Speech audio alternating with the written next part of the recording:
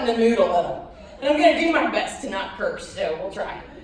How did I get to be a food blogger? So that's kind of the interesting thing is I am a food blogger, but I've also done stand-up, and I tried to make people laugh last year, and I think I did an okay job. But I grew up in Iowa, and in Iowa, dating was a nightmare. I actually joined eHarmony when it started. Remember the guy doing the commercials? He's like, we tried 23 different questions. And I put all my information into eHarmony, and it popped out and it said, you have 0 matches in the state of Iowa. You need to move to get a date. So I moved to Ohio. Really wasn't that much better there. I've been in Ohio for 15 years, and I met a man at a homeless shelter. Not kidding.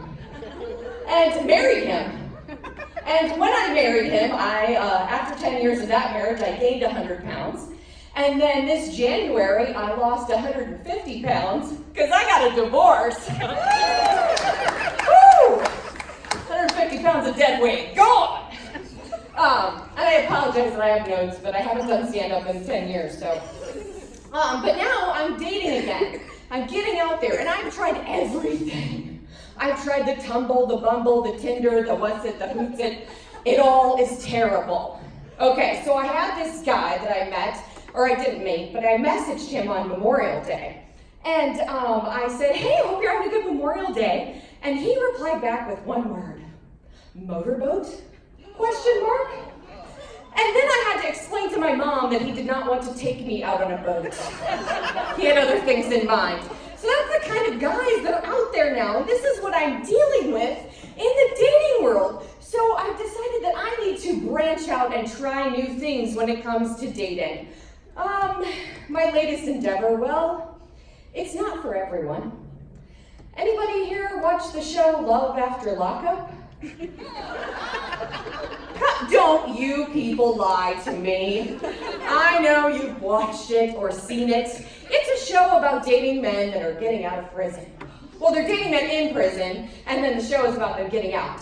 So here I am on a Friday night as a food blogger, editing my photos on my Lightroom and my MacBook, and then I hear the words, writeaprisoner.com. It's Friday night, I'm alone. Let's just see what's on here. Long story short, I have 2 boyfriends now. Again, I will say, not kidding. I do. Marshall and Patrick are my 2 little, they're not boyfriends, you know, we talk, we chat, but that's my dating world now. So I've given up real men out there, and I'm dating 2 guys that are in prison. Well, why 2? Because you gotta have your main one, and then if he ever gets in trouble and goes to the hole, you kind of need a backup. So, you know. One of my guys actually gave me a recipe, and it's on my blog now, so if you Google felon fudge, you will come to my website, and you will see Jeff's recipe for felon fudge. And it's a really good recipe, and it's authentically made, the same way he makes it in prison. So it's really delicious too, I will tell you that. And it's the official dessert of Love After Lockup. Not really, I wish it was, but that's what I say on Twitter and nobody argues with me. So I'll have to say that none of that really has anything to do with me having a food blog. I just wanted to loosen you up and let you know why they call me the food hussy. Well, we're here to talk about food, and we're going to tell some stories about food, and these are real life stories. These are actual snippets from friends and bloggers that I know. So first we're going to talk about dummies. Now I know we all love our readers. We love our readers, right? Yes. Yes, we love our readers. And we wouldn't be here without them. But come on, they're not all rocket scientists. So I took to the streets of Facebook and I got some funny things that have happened to people on their food blogs. So we're going to start out with ingredient dummies. These are the people that, your readers, that leave you comments and complain about the ingredients in your recipes that you're giving them for free. First of all, my friend Jen had that chocolate cake. The comment was, it's just too chocolatey. Okay, someone said I didn't like your recipe. It had wine in it, and I don't drink wine. Okay, why did you make it then? The 15-bean soup was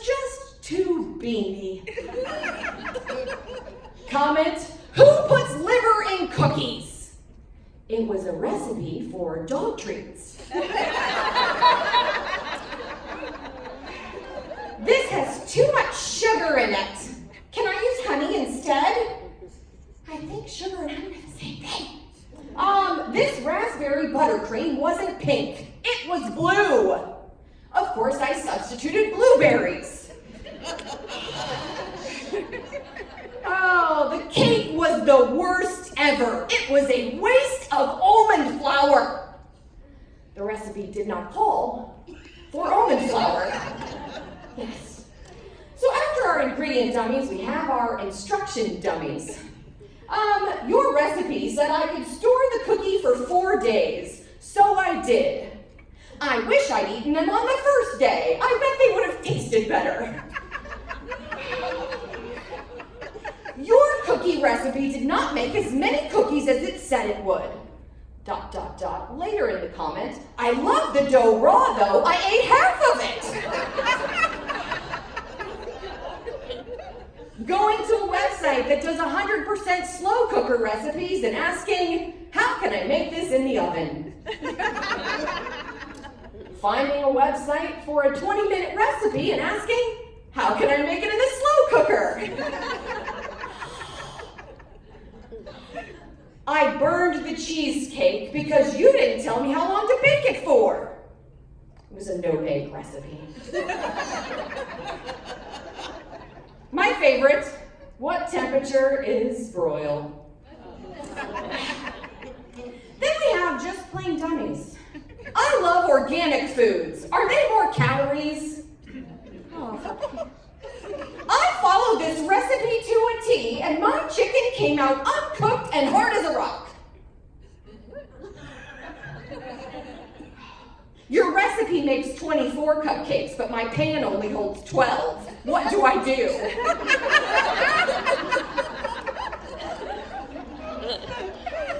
But we love our readers. Now we have a little guessing game, and this is going to go against everything you just heard from Miss Julia. Because I have prizes for the winners of this game. These were all purchased in the vending machine down the hall. Sorry, sweet pea. So it's a guessing game. I'm going to give you an ingredient, and you tell me what recipe that they wanted to substitute the ingredient for. Okay. So somebody is going to get some Jack Blake's teriyaki steak bites. This isn't so bad for the vending machine. So somebody wanted to substitute oatmeal. Anybody got a guess at what kind of recipe they wanted to substitute oatmeal for? Cookies! Come up there. All right. Whip it. Oh, okay. It's over here. Beard-tastic something. I gotta work on the calories to get it. Beard-tastic. That's who won that one. All right. Now we have some red vines because they're red. They wanted to substitute tomatoes. What kind of recipe was it? Spaghetti sauce. Yep. Marinara. I'm going to whip this over here. Red vines for you. All right, we got a Rice Krispie treat. Somebody wanted to substitute coconut milk. Any idea what the recipe was?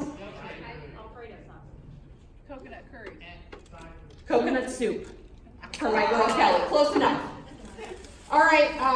Oh, we have the big bag of bugles. I was just amused that there was a big bag in there. They wanted to substitute eggs. Well, quiche. Quiche. Close. Frittata! I love the word frittata. It is a fun word to say. Blonde person, I'm gonna whip this one over here. Bugles. Oh, and I didn't even make it. They don't fly well. All right. Peanut butter. Anybody got an idea of what recipe they want to substitute peanut butter for? Peanut butter cookies. Peanut butter cookies. Peanut butter cups. Peanut sauce.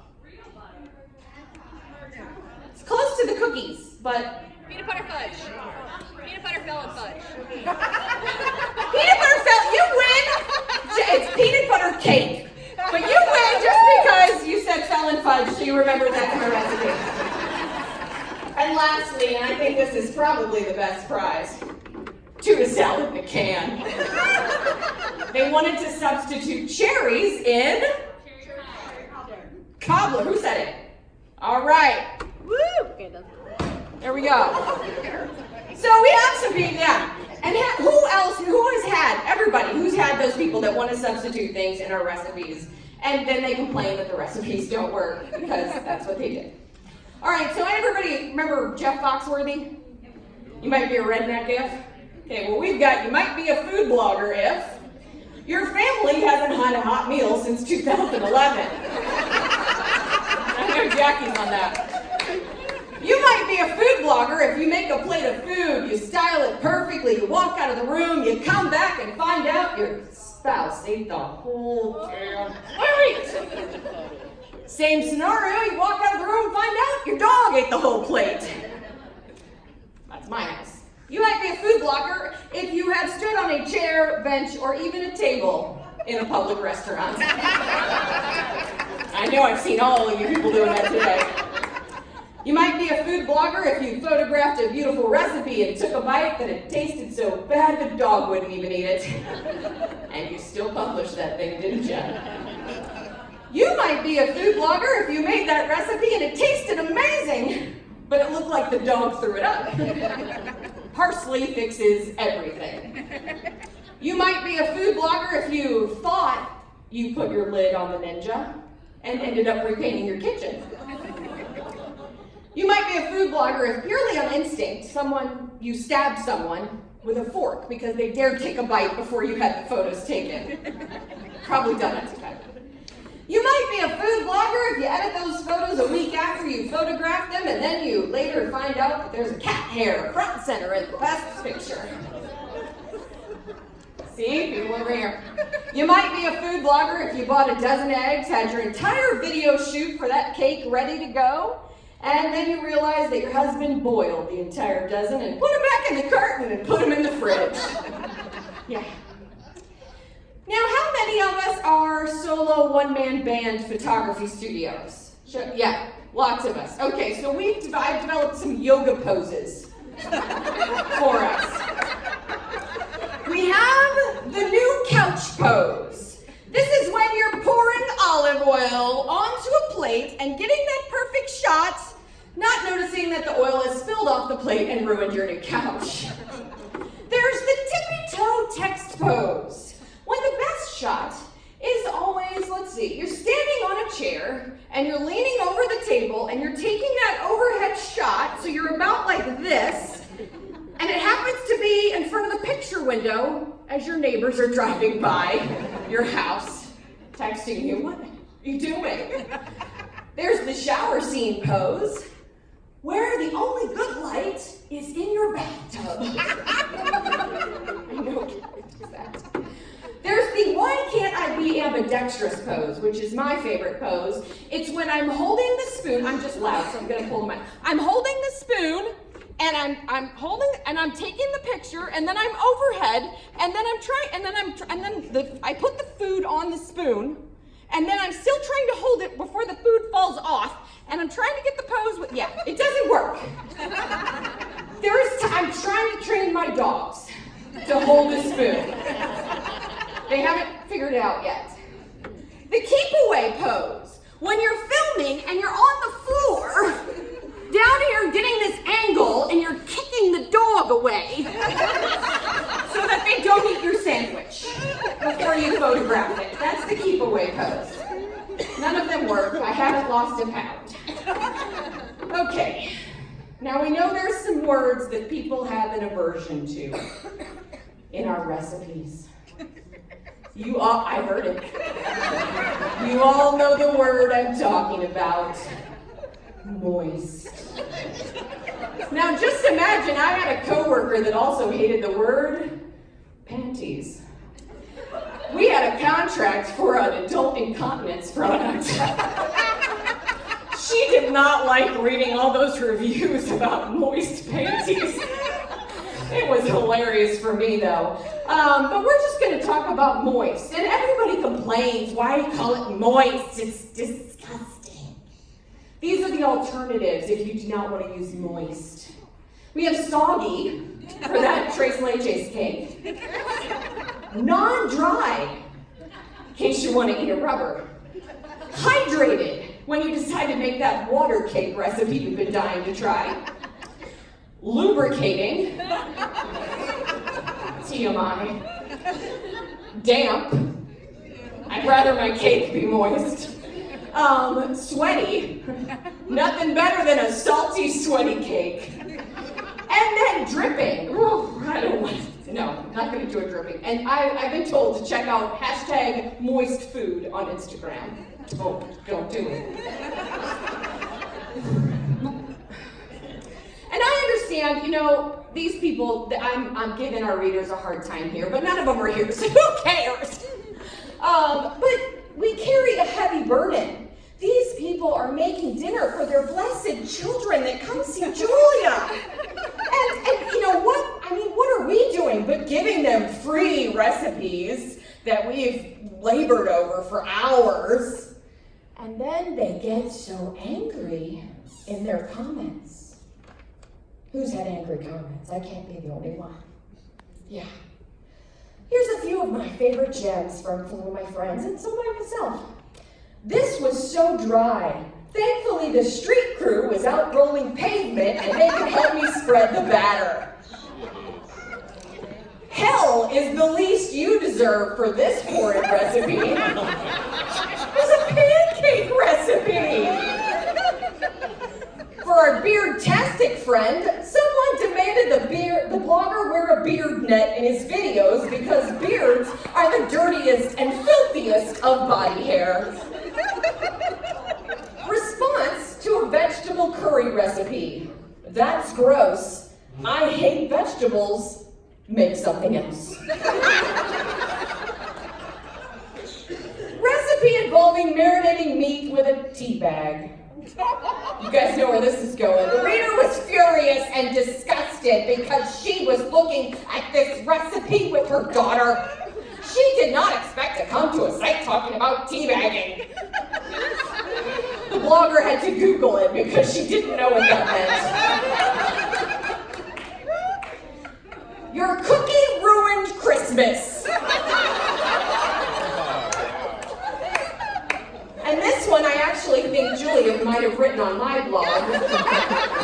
It's about my #1 recipe, of course, my chicken casserole, full of cream of mushroom soup, Ritz crackers, and butter. This is why our youth are dying from obesity. So, one of my felon boyfriends actually got out of prison yesterday, and I got to get back to Cincinnati, so that is my time, and that is my